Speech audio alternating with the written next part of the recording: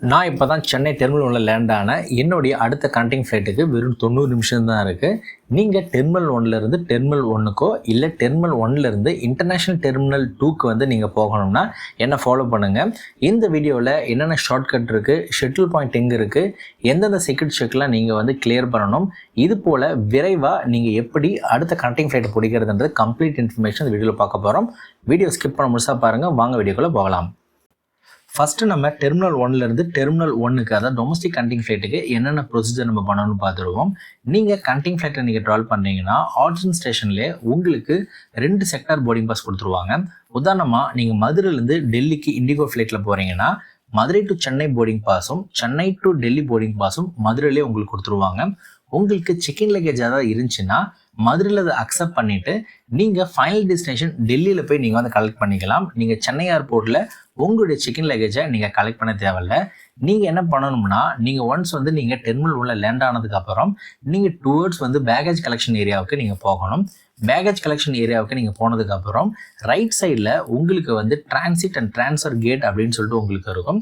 அந்த கேட்டில் உங்களுக்கு 2வது செக்டார் போர்டிங் பாஸ் கொடுத்துருப்பாங்க. அதாவது சென்னையிலேருந்து டெல்லிக்கு போகிற போர்டிங் பாஸ் வந்து உங்கள் கையில் இருக்கும்.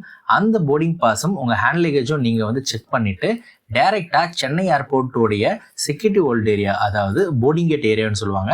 அந்த போர்டிங் கேட் ஏரியாவுக்கு நீங்கள் உள்ளே போயிடலாம்.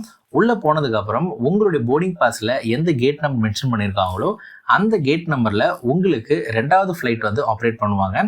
அந்த போர்டிங் கேட் வழியாக நீங்கள் வந்து சென்னையிலேருந்து டெல்லி ஃப்ளைட்டை வந்து நீங்கள் பிடிச்சிட்டு போகலாம். அடுத்தது ஒரு சில பேசஞ்சருக்கெலாம் ஒரு டவுட் என்னன்னு பார்த்தீங்கன்னா அவங்களுடைய கனெக்டிங் டைம் வந்து கிட்டத்தட்ட ஒரு 5 மணி நேரம் 6 மணி நேரம் ஒரு சில டைமில் 12 மணி நேரம் கூட இருக்கும்.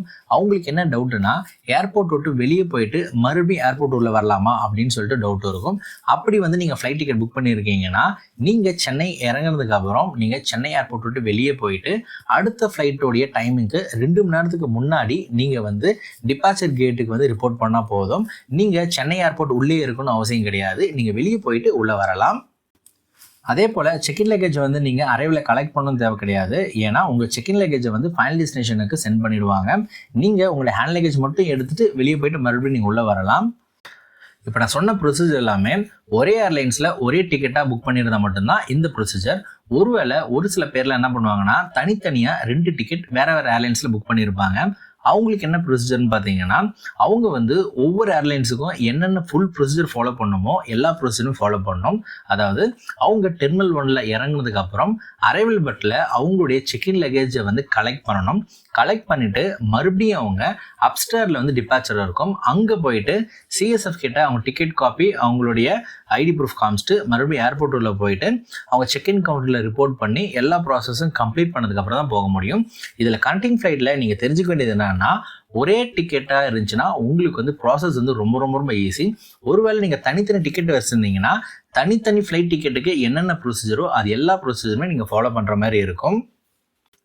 அடுத்தது ஒரு சில பேசஞ்சர் பார்த்தீங்கன்னா செக்இன் லக்கேஜ் வச்சுருக்க மாட்டாங்க. ஆனால் தனித்தனி டிக்கெட்டாக இருக்கும். அவங்க வந்து ஏர்போர்ட் உள்ள வெளியே போயிட்டு மறுபடியும் டிபார்ச்சர் டிக்கெட் வழியாக தான் உள்ளே வரணுமா அப்படின்னு கேட்டிங்கன்னா கிடையாது. அவங்க வந்து வெப் செக்இன் பண்ண போர்டிங் பாஸை வச்சு அவங்க இந்த டிரான்சிட் ட்ரான்ஸ்ஃபர் கேட் வழியாக உள்ளே போகலாம். அதாவது இந்த டிரான்சிட் ட்ரான்ஸ்ஃபர் கேட் உள்ள வழியாக நீங்கள் போகணும்னா கண்டிப்பாக உங்ககிட்ட அடுத்த செக்டாருடைய போர்டிங் பாஸ் இருக்கணும். அப்படி இருந்துச்சுன்னா இந்த கேட்டை வந்து நீங்கள் யூஸ் பண்ணிக்கலாம். இப்போ டொமஸ்டிக் கனெக்டிங் ஃப்ளைட் பார்த்தாச்சு. இதில் ஏதாவது உங்களுக்கு டவுட் இருந்துச்சுன்னா கமெண்ட் செக்ஷனில் கமெண்ட் பண்ணுங்கள். கண்டிப்பாக உங்களை ரிப்ளை பண்ணுறேன். அடுத்தது T1லேருந்து இன்டர்நேஷ்னல் டெர்மினல் 2க்கு எப்படி போகிறதுன்னு பார்ப்போம். அவங்க என்ன ப்ரொசீஜர்னு பார்ப்போம். அவங்க ஒரே டிக்கெட்டை வச்சுருக்காங்க. உதாரணமாக திருச்சியிலேருந்து அவங்க சிங்கப்பூர் போகிறாங்க இண்டிகோ ஏர்லைன்ஸ்லாம். திருச்சியிலே அவங்களோட ப்ராசஸ் எல்லாமே கம்ப்ளீட் ஆகிடும். உதாரணமாக திருச்சி டு சென்னை போர்டிங் பாஸும் சென்னை டு சிங்கப்பூர் போர்டிங் பாஸும் உங்களுக்கு திருச்சியிலே கொடுத்துருவாங்க. அதே போல் உங்களுக்கு வந்து செக்இன் லக்கேஜ் இருந்துச்சுன்னா அந்த செக்இன் லக்கேஜை திருச்சியிலே உங்களுக்கு வந்து அக்செப்ட் பண்ணிவிடுவாங்க. நீங்கள் சென்னையில் வந்து உங்கள் லக்கேஜ் வந்து கலெக்ட் பண்ண தேவையில்ல. டேரெக்டாக நீங்கள் சிங்கப்பூர் போய் உங்களுடைய செக்இன் லக்கேஜ் வந்து நீங்கள் கலெக்ட் பண்ணிக்கலாம். ஆனால் அவங்க சென்னை ஏர்போர்ட் வந்ததுக்கப்புறம் அவங்க என்ன பண்ணோம்னா அவங்க டெர்மினல் 2 ரீச் பண்ணுறதுக்கு மொத்தம் 2 வழி இருக்குது. ஃபஸ்ட்டு வழி என்னன்னா நீங்கள் டுவர்ட்ஸ் வந்து ஸ்ட்ரெயிட்டாக நீங்கள் நடந்து போனீங்க போனீங்கன்னா அங்கே வந்து T2 T4 ட்ரான்ஸ்ஃபர் அப்படின்னு சொல்லிட்டு லிஃப்ட் இருக்கும். அந்த லிஃப்ட்டில் ஏறி நீங்கள் மேலே போகணும். மேலே போனதுக்கப்புறம் உங்களுக்கு வந்து வாக்குலேட்டர் இருக்கும். அந்த வாக்குலேட்டர் யூஸ் பண்ணி நீங்கள் ஸ்ட்ரெயிட்டாக போயிட்டே இருந்தீங்கன்னா லெஃப்ட் சைடில் உங்களுக்கு வந்து லிஃப்ட் ஃபெசிலிட்டிஸ் இருக்கும்.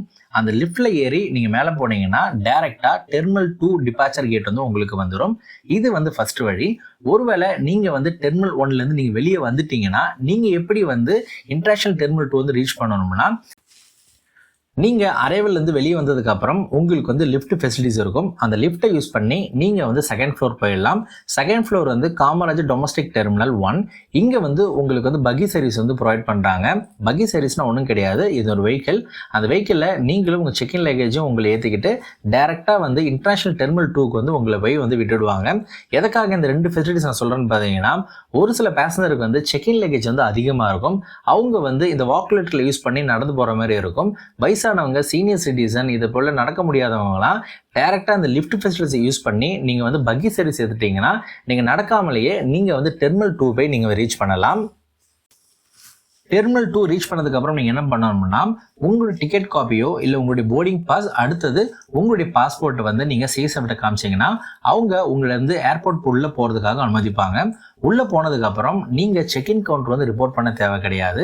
டைரெக்டாக நீங்கள் இமிக்ரேஷன் வந்து கிளியர் பண்ணணும்.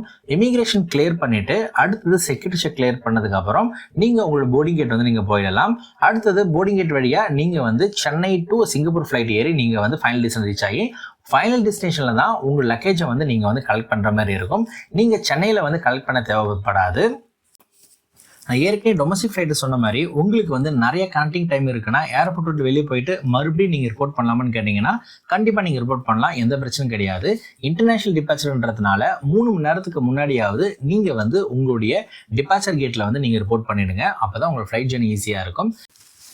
இப்போ நான் சொன்ன ப்ரொசீஜர் எல்லாமே ஒரே ஏர்லைன்ஸில் நீங்கள் வந்து கனெக்டிங் ஃப்ளைட் புக் பண்ணியிருக்கீங்க, ஒரே டிக்கெட்டாக இருந்தால் தான் நான் சொன்ன ப்ரொசீஜர் எல்லாமே. ஒரு சில பேசஞ்சர் வந்து தனித்தனி டிக்கெட் வச்சுருப்பாங்க. அவங்க என்ன பண்ணணும்னா, டொமஸ்டிக் மாதிரியே தான், டொமஸ்டிக்கில் வந்து எப்படி வந்து இங்கே லக்கேஜை கலெக்ட் பண்ணிவிட்டு மறுபடியும் நீங்கள் டிபார்ச்சர் கேட் வழியாக போகிறீங்களோ அதே போல் நீங்கள் உங்களுடைய டெர்மினல் 1ல் லக்கேஜை வந்து கலெக்ட் பண்ணதுக்கப்புறம் மறுபடியும் நீங்கள் இன்டர்நேஷ்னல் டிபார்ச்சருக்கு போயிட்டு ஏர்போர்ட்டில் உங்களுடைய என்ட்ரி கேட்டில் வந்து நீங்கள் உள்ளே போகணும். உள்ளே போனதுக்கப்புறம் செக்இன் கவுண்டரில் நீங்கள் வந்து ரிப்போர்ட் பண்ணி செக்இன் ஆகணும். அங்கே தான் உங்களுடைய செக்இன் லக்கேஜை வந்து அக்செப்ட் பண்ணுவாங்க. உங்களுக்கான 2வது போர்டிங் பாஸ் வந்து கொடுப்பாங்க. அதுக்கு அடுத்தது மறுபடியும் நீங்கள் இமிக்ரேஷன் கிளியர் பண்ணணும். அடுத்தது செக்யூரிட்டி செக், அடுத்தது போர்டிங் கேட் போயிட்டு நீங்கள் வந்து உங்களுடைய ஃப்ளைட்டை வந்து நீங்கள் பிடிக்கலாம். எப்போதுமே நீங்கள் கண்ட்ரி ஃப்ளைட் டிக்கெட் புக் பண்ணுறீங்கன்னா ஒரே ஏர்லைன்ஸ் அப்படி இல்லைனா கோஷேர் ஏர்லைன்ஸ் இருக்கும், அதில் வந்து நீங்கள் ஃப்ளைட் டிக்கெட் புக் பண்ணணும். ஒரே டிக்கெட்டாக இருக்கணும். அப்படி இருந்துச்சுன்னா உங்களுடைய ப்ராசஸ் வந்து ரொம்ப ரொம்ப ஈஸியாக இருக்கும். நீங்கள் தனித்தனி டிக்கெட்டில் வந்து நீங்கள் ஃப்ளைட் டிக்கெட் புக் பண்ணியிருந்தீங்கன்னா உங்களுக்கு வந்து ப்ராசஸும் அதிகமாக இருக்கும். ஒரு சில டைமில் வந்து ஃப்ளைட் டிலே ஆனாலோ கேன்சல் ஆனாலோ ஏர்லைன்ஸ் வந்து ரெஸ்பான்சிபிலிட்டி எடுத்துக்க மாட்டாங்க. அது ஃபுல்லாக வந்து உங்கள் ரெஸ்பான்சிபிலிட்டி ஆயிடும். அதனால் நீங்கள் கண்ட்ரி ஃப்ளைட் புக் பண்ணும்போது ஒரே டிக்கெட்டாக நீங்கள் வந்து புக் பண்ணிக்கோங்க. நான் கொடுத்த தகவலை கண்டிப்பாக உங்களுக்கு பயனுள்ளதாக இருந்திருக்கும் நம்புகிறேன். உங்களுடைய ஃப்ரெண்ட்ஸ் அண்ட் ஃபேமிலி யாராவது சென்னை மூலியமாக கண்ட்ரி ஃப்ளைட்டை ட்ராவல் பண்ணுறாங்கன்னா அவங்களுக்கு இந்த வீடியோ ஷேர் பண்ணுங்கள். கண்டிப்பாக அவங்களுக்கும் பயனுள்ளதாக இருக்கட்டும். உங்களுக்கு ஃப்ளைட் ட்ராவல் பற்றி வேறு எந்த டவுட்டாக தான் கமெண்ட் செக்ஷன் கமெண்ட் பண்ணுங்கள். கண்டிப்பாக அவங்க ரிப்ளை பண்ணுவேன். மேலும் ஃப்ளைட் ட்ராவல் சம்பந்தமான எந்த ஒரு வீடியோக்கும் நம்ம சேனலை மறக்காமல் சப்ஸ்கிரைப் பண்ணிடுங்க. நன்றி, வணக்கம்.